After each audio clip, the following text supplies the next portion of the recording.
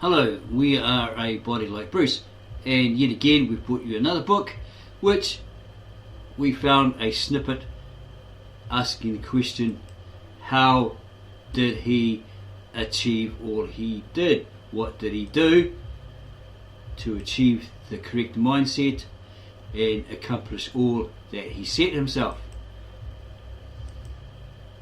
It has the usual biography, the history of Bruce Lee, etc. I'm going to skip that. Here's the important dates in the life of Bruce Lee. 2-page chart. A brief, passionate life. Bruce Lee became a legend even before his death. During his film career, he became a national hero to many in Hong Kong, and with the success of his last film, completed during his life, Enter the Dragon, Lee became the highest paid actor in the world. When he died suddenly in 1973, at the height of his fame, he became a cultural icon.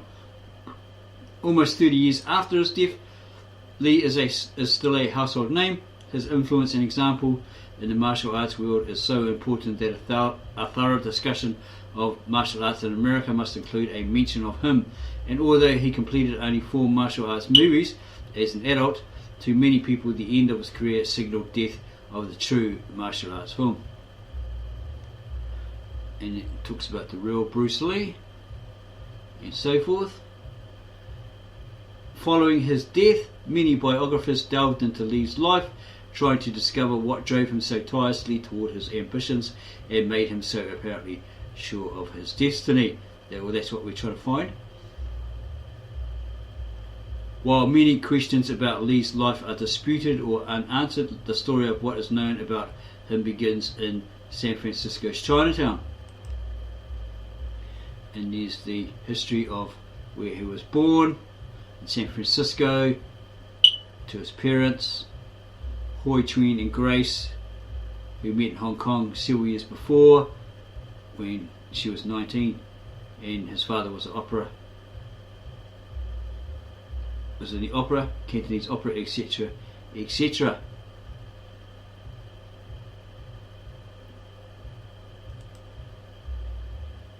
And more information about Hong Kong and the Japanese invasion and Bruce Lee's character. Never sits still. Bruce Lee was a sickly child early on. The humidity of Hong Kong was hard on him and he was skinny, but as he grew he developed a natural charisma and a love of physical activity. Hoi Chuen, his father, often took his son along with him to work to the opera or to film sets when he was working on movies. In these settings, Lee developed a love for performance. At home, Lee was full of frenetic energy and practical jokes because he couldn't keep still. Right? So they gave him a book and he read through it ferociously, learning everything he read. The family nicknamed him Mo Si Tung, which means never sit still, because he was constantly running, jumping or talking. In fact, the only time he was not moving was when he was reading, which he did to the point of becoming nearsighted and requiring glasses from the age of 6. For the rest of his life, he would always wear thick glasses or contact lenses. Despite his love of reading, Lee did not like school. He cut class frequently, spending much of his early life roaming the streets of Hong Kong, looking for ways to amuse himself. Hoi Chuen, like many Chinese fathers, was a distant figure, and not often at home because he was busy with their Cantonese opera, travelling, right? Grace could not keep track of Lee and take care of her other children in the household as well, so Lee was often unsupervised by adults. Frustrated by the repeated calls from the school telling her that her son had missed school, Grace finally told him that if he cut school, he at least had to let her know where he was so that she would not worry. Lee did this, but he still managed to get into trouble frequently. Lee was not worried about school, though. He was confident, almost cocky, and felt that he was special, that he was meant for great things. Grace said Bruce never changed his character. He repeated the same mistake time after time, and she was disappointed with him again and again. Once she asked him how he expected to earn his living if he kept on like that. He said, "I'll become a famous film star one day." She scolded him and told him that the life of a famous film star was not so comfortable as he imagined and that their lives were abnormal. She told Bruce, "You can't even behave like a normal person. How do you expect to become a film star?" Little Dragon Lee talks about school and this gang that he joined. They always get beaten up. They're tough, but they kept getting beaten up. So he decided, well, he needs to take up some sort of martial art discipline. So he begged his parents to enroll him with the then famous Wing Chun teacher, Yip Man. And at 13 he trained under him at least 4 hours to 6 hours a day per day. And his history on Wing Chun, Kung Fu, and so forth, and how he liked it. His early lessons. From 1953 to 1958, Bruce Lee studied with Yip Man, the Grandmaster of the Kung Fu style Wing Chun. In one of Bruce Lee's early essays, published in Linda Lee's, his wife's biography, The Bruce Lee Story, Bruce Lee reflects on one of the early lessons he learned through training. That's when he was frustrated. He sat on a boat in the ocean and punched the water in anger or something, and he realised the concept of being like water. Expelled from school for fighting, boxing and street fights, quick study.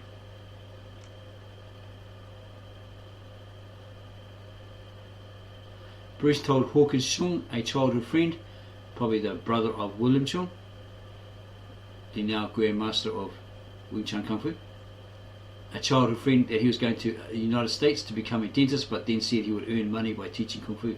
Chung reminded him that he only knew Wing Chun up to the second form. Bruce went to see a man known as Uncle Siu, who taught northern styles of Kung Fu, struck a deal with him. Over the following months, Siu would teach him some of his moves, and in return Bruce would give Siu dancing lessons. But Siu got the worst of the deal. He expected Bruce to take 3 or 4 weeks to learn the forms, when Bruce actually learned them in just 3 days, before Siu even got going with the basic cha-cha steps. That's how determined he was, right?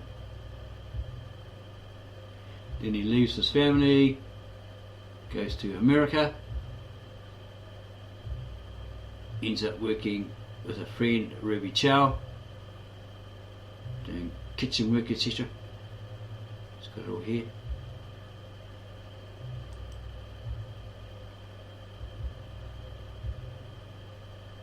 Lee tried to fit into his new job at Ruby Chow's, but it was not easy.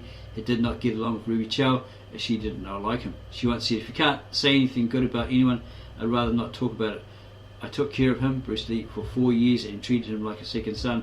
He was just not the sort of person you want your children to grow up like. He was wild and undisciplined. He had no respect.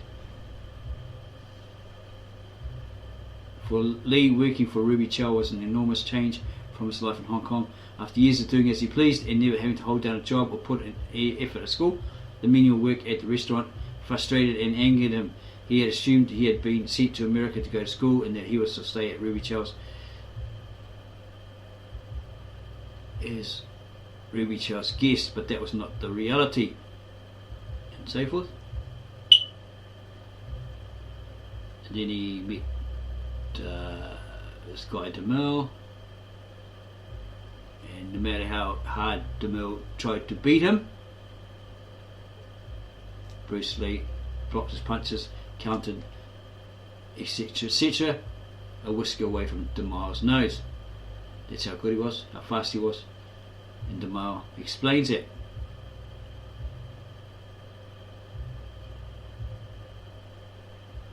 Then he learnt some Wing Chun from Bruce Lee.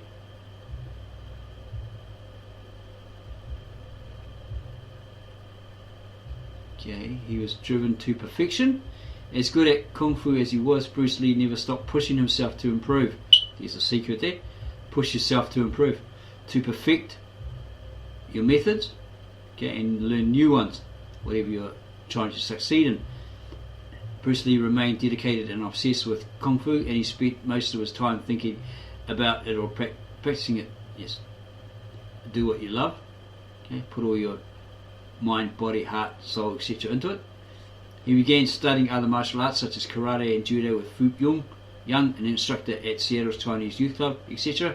He devoured books of martial arts and philosophy, scouring Seattle's numerous used bookstores for volumes, and in a short time he amassed a considerable library.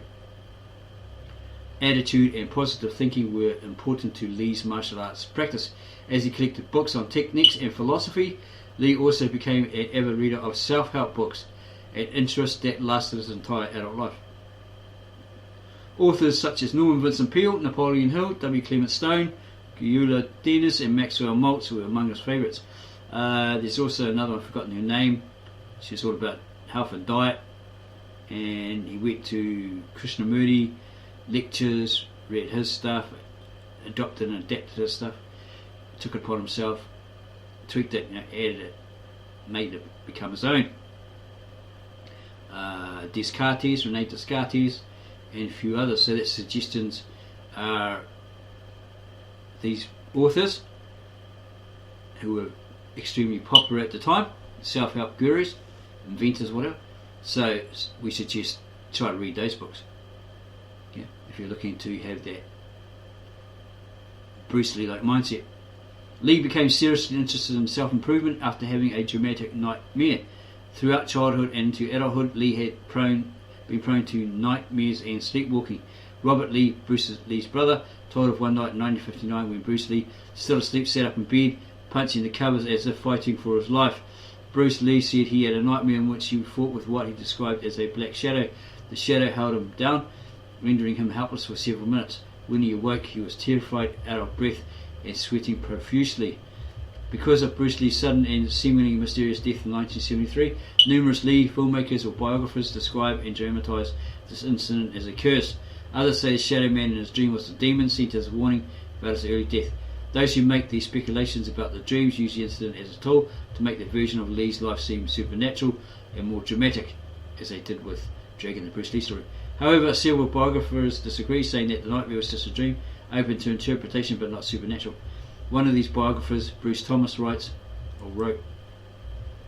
because it takes little imagination to turn the event into a wild tale about a demon or a curse, this has become the most cheapened and distorted incident of Bruce Lee's life.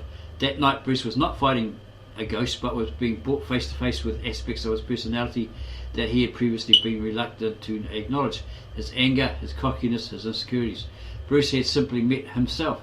He underwent an intense confrontation with his own unconscious self, in which all the contradictions, the darker sides of his nature, were made apparent to him. It may very well have felt as if he were fighting a dark force. Indeed, it was soon after this incident that Bruce Lee embarked on a course of serious self-improvement. Throughout his life, Bruce Lee set many goals for himself, including spreading knowledge of Kung Fu throughout the world. His goals: whatever the meaning of the nightmare, Lee dedicated himself to what he considered the lifelong project of self-improvement. He defined and wrote out goals for himself, something he did for the rest of his life. These goals served as a challenge.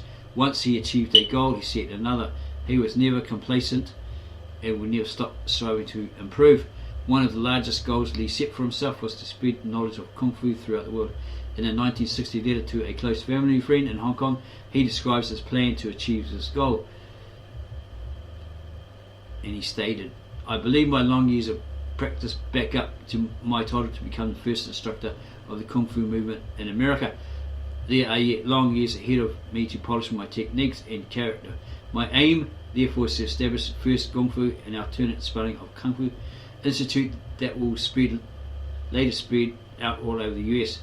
I have set a time limit of 10 to 15 years to complete the whole project. My reason in doing this is not the sole object of making money. The motives are many, and among them are, I would like to let the world know about the greatness of the Chinese art. I enjoy teaching and helping people. I like to have a well-to-do home for my family. I like to originate something. And the last but yet one of the most important is because Kung Fu is part of myself. All in all, the goal of my planning and doing is to find the true meaning in life. Peace of mind. I know that the sum of all possessions does not necessarily add up to peace of mind. However, it can be if I devote my energy to real accomplishment." So there's a hint there. And he met this Japanese girl at when he was attending University of Washington, and he was pretty brash, etc, like that, and she felt that she could never marry him, so she ran away apparently. Japanese American woman. Okay. The first meeting didn't go well, and she describes the first encounter. She thought to herself, what a complete jerk. Over the next few weeks, Lee tried to improve on his first impression. He approached Sambo, whatever her first name was,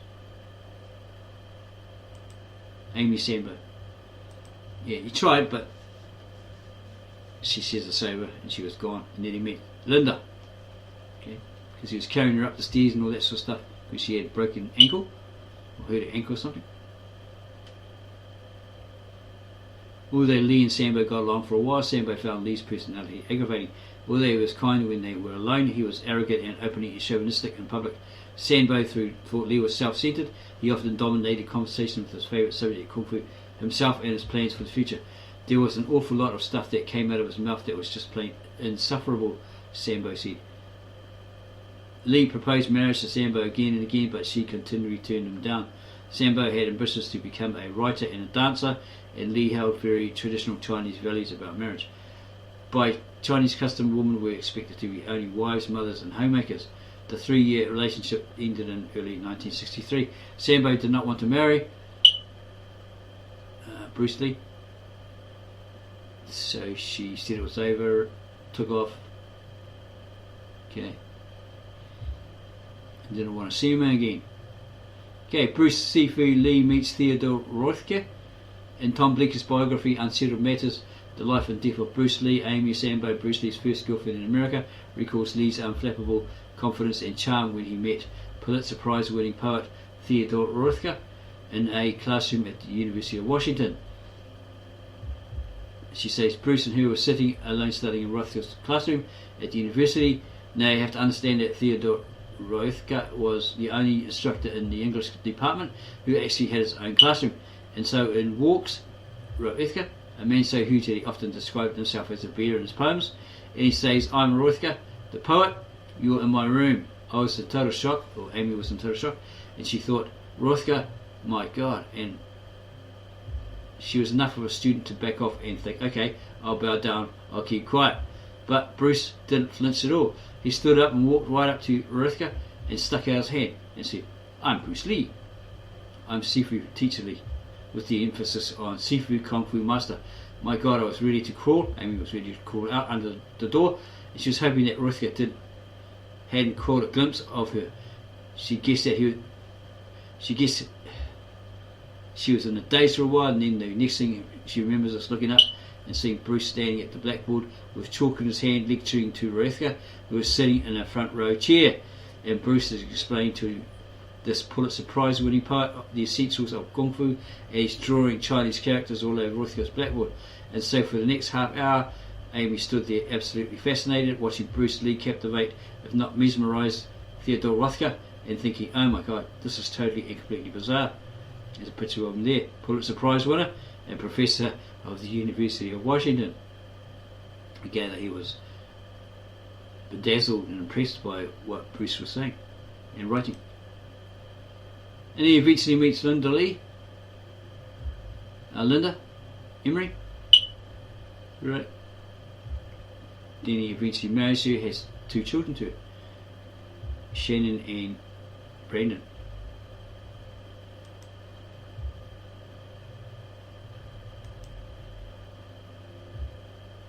Bruce Lee gets discovered, starts getting TV series, and then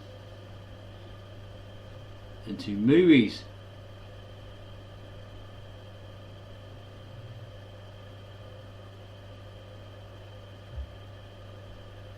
Dan in Santo talks about him at a tournament and how he basically controlled him through his movements, body controlled him, etc. in his demonstrations. 20th Century Fox producer William Dozier first heard about Lee from hair salon owner Jay Sebring at the Ed Parker International Tournament.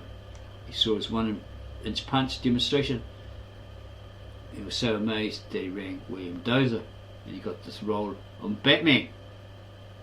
He was in the Green Hornet, and he did a episode on Batman where he kicked Robin's butt. Okay.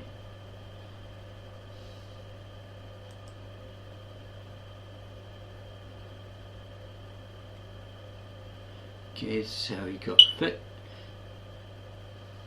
Article on how he got fit. And James Lee started Bruce Lee on weight training and so forth. After he fought Jack Wong, or Wong Man, whatever his name was. He found that he was out of breath, not as fit, even though he beat the guy.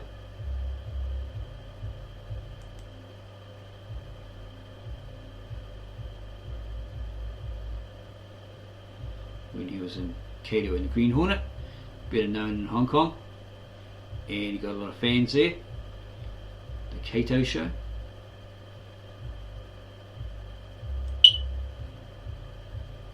Son Brandon and The Crow and Rapid Fire, great movies. Bruce Lee does Hollywood, gets close to Hollywood. Probably meets up with Chuck Norris, 7 times world karate champion. What's this? Bruce Lee, The Fighting Spirit. Bruce Thomas tells the story of when Bruce met singer Vic Damone in Las Vegas. And apparently they challenged him.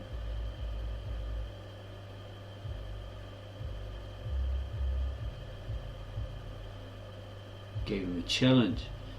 Challenged him. Damone had an interest in the martial arts, but he had insisted that a tough Italian street brawler would always beat a slightly built Oriental. Damone had 2 huge bodyguards who also had a low opinion of the martial arts, and they were enlisted to prove the point. Bruce agreed to be tested. He asked that one guard be placed behind the door of a suite, with the second man about 5 feet behind him smoking a cigarette. Bruce explained that when he came through the door, the first man was to try to stop him. The cigarette was there to represent a holstered gun. Bruce told Damon that before the singer could count to 5, he would be through the door and would have knocked the cigarette from the second guy's mouth, disarming him. Bruce was further giving them the advantage of telling them exactly what he was going to do, forfeiting the element of surprise. If I succeed, said Bruce, will you take this as an acceptable example of the effectiveness of martial arts? Sure, came the disdainful replies. Suddenly there was a loud reaching noise as the door flew clear off its hinges, taking the first guard with it, as Bruce followed through in one motion and kicked the cigarette out of the second guard's mouth while he was still frozen in place. The singer managed to comment, "Holy sh..." Here he is, Las Vegas singer Vic Damone, questioning the value of martial arts until Lee demonstrated its advantages. No limits.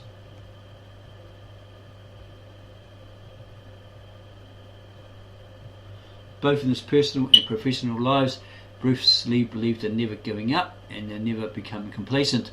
Quoted in Robert Klaus's book, Bruce Lee the Biography, Sterling Silverfant describes Bruce Lee's sometimes merciless drive.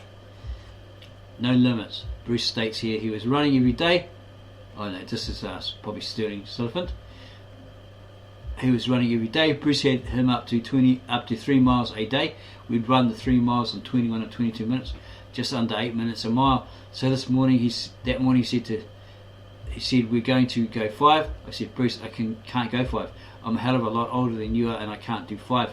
He said, when we get to 3, we'll shift gears, and it's only 2 more, and you'll do it. I said, okay, how? I'll go for it. So get to 3, we get into the 4th mile, and I'm okay for 3 out of 4 minutes. And then I'm really beginning to give out. I'm tired, my heart's pounding, I can't go anymore. And so I say to him, Bruce, if I run any more, I'm liable to have a heart attack and die. He said, then die. It made Silverfant so mad that he went the full 5 miles. Afterward, he went to the shower and then he wanted to talk to him about it. He said, yeah, why did you say that? He said, because you might as well be dead.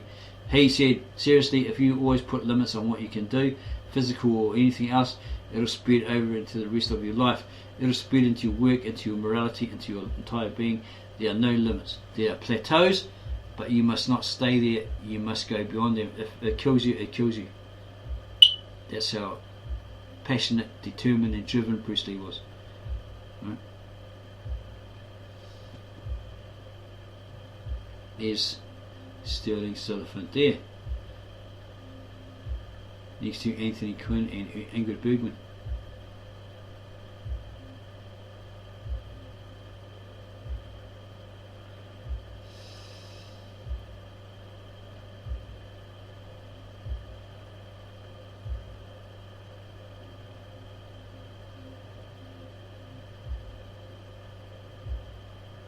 Okay, he's stuntmen on these movies must have challenged him,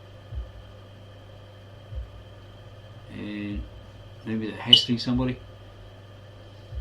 So this person told Bruce Lee, got to sort them out, got to straighten them out. So they went to the swimming pool where Bruce had an airbag and chose the biggest guy first and had him stand about 3 feet from the edge of the pool. Brace himself and hold the bag for protection. Bruce said, what I'm going to do is stand right in front of you, and with no warning, no wind up, no run, no nothing, I'm going to kick, I'm going to hit you, I'm going to hit the airbag you're holding. I'll lift you from there out into the air and into the swimming pool. So this guy gets into a kind of crouch, the two of them laughing when Bruce zapped him to catapult him nearly to the other side of the pool. He almost missed the water. But the second guy wasn't convinced. He figured he was tougher, so he really gets braced. I mean, he's like a linebacker. Bruce kicked him and he almost hit the other side of the pool. He was up in the air and gone. Those two became slaves of Bruce. Bruce loved it. He loved doing things like that. And so forth. So he had the power there, right? And him and Linda went through hard times. Oh, she looks very different. Shannon looks very different there. It's probably just the makeup and stuff.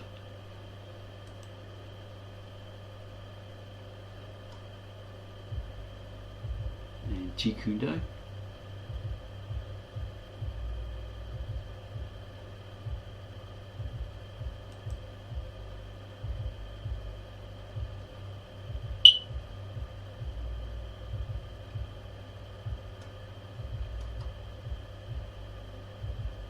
He faced a lot of prejudice from Hollywood.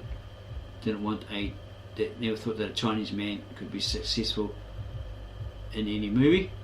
So they got Europeans to dress up like Chinese, act like Chinese or Asians, and mock them. That they're just basically only able to do laundry, that sort of stuff. There he is. Took over Bruce Lee's role, Kung Fu, David Carradine, and then apparently in the silent flute, he took a project that Bruce Lee was supposed to be involved in, right? He ended up being the leading man again, something along those lines. That's a good series, though, Kung Fu. So it's like The Big Boss. Brilliant movie. Who's Steve McQueen. Bruce Lee said he's a tough son again. Right. Actor Steve McQueen refused to co-star with Lee on the silent flute.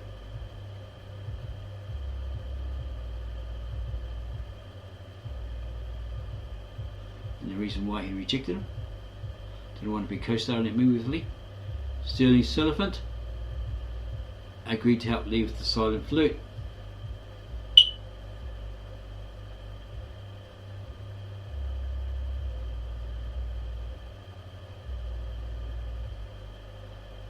Okay, Bruce in a car.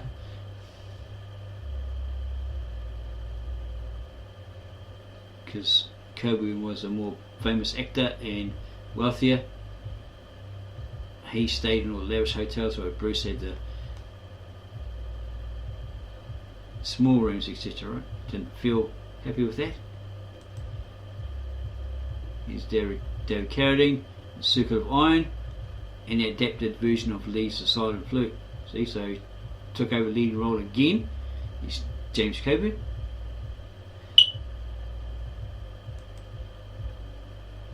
James Franciscus starred in the television series as a blind detective in Longstreet, with intercepting first episode. And here's Bruce's stand on violence and so forth. Became the king of Hong Kong movies, kung fu movies, Big Boss, and the hard times he had, the conditions, etc., filming in Thailand.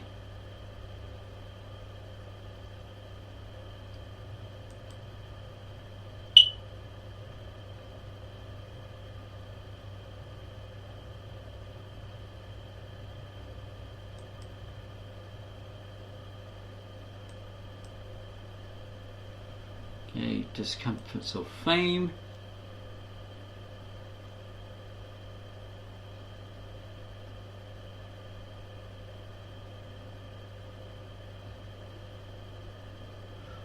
As his mother Gracie had told him when he was a boy, the life of a film star was not as comfortable as he had thought.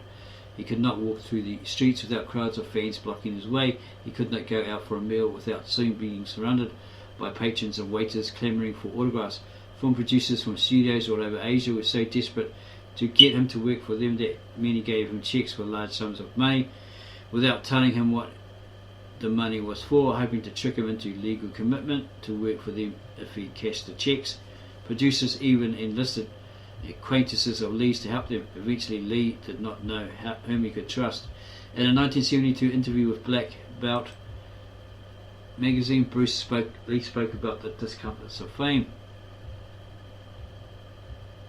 I had a heck of a problem. I had people stop by my door and just pass me a cheque for $200,000. When I asked them what it was for, they replied, "Don't worry, it's just a gift for you." I mean, I didn't even know these people. When people pass out big money just like that, you don't know what to think. I destroyed all the checks, but it was difficult to do because I didn't know what they were for. So, for sure, they were for some. Sure, money is important in providing his family, but it isn't everything. He didn't know who to trust, and he even grew suspicious of his old pals. He was in a period when he didn't know who was trying to take advantage of him. He goes on about the way of dragon, the way of the dragon. In this climatic scene from the way of the dragon, Lee Wright battles with the villain played by Chuck Norris. It broke box office records. Him in Game of Death with Kareem Abdul-Jabbar, the near 7 foot basketball player. Into the Dragon. Trouble on the set. Probably when somebody tried to challenge him. Or sometimes he just didn't turn up on the set. They had to wait days for him. Death by misadventure. What happened to Bruce?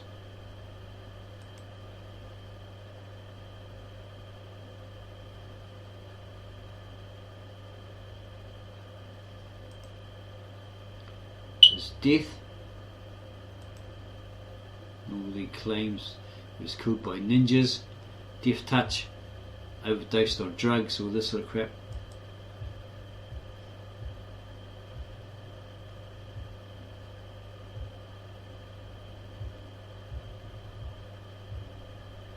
The 2000 exhibit highlights artwork of Bruce Lee. Despite his death, Lee remains one of the world's famous celebrities. One of the world's most famous celebrities. There's that film out how he changed the world. He did a hell of a lot. He achieved a lot more than anybody else, and influenced people more than anyone else. Always in the magazines. Okay, and you see further reading. Sources, references, works consulted, all the different books, videos, and there's a great index about Abdul-Jabbar, Kareem Abdul-Jabbar, Ali Muhammad, or Muhammad Ali, Batman, Blondie television series, etc., etc. I think he was on The Virginian and a couple of other ones like that. I remember seeing him when I was a kid. Shannon Lee, Green Hornet, James Garner, Golden Harvest, and so forth.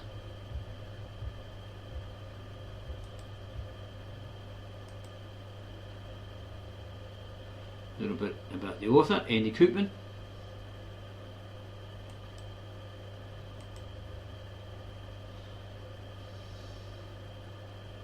Some back cover information. So we hope you enjoyed that video presentation. about the importance of Bruce Lee by Andy Koopmans. If you did, then subscribe to our channel and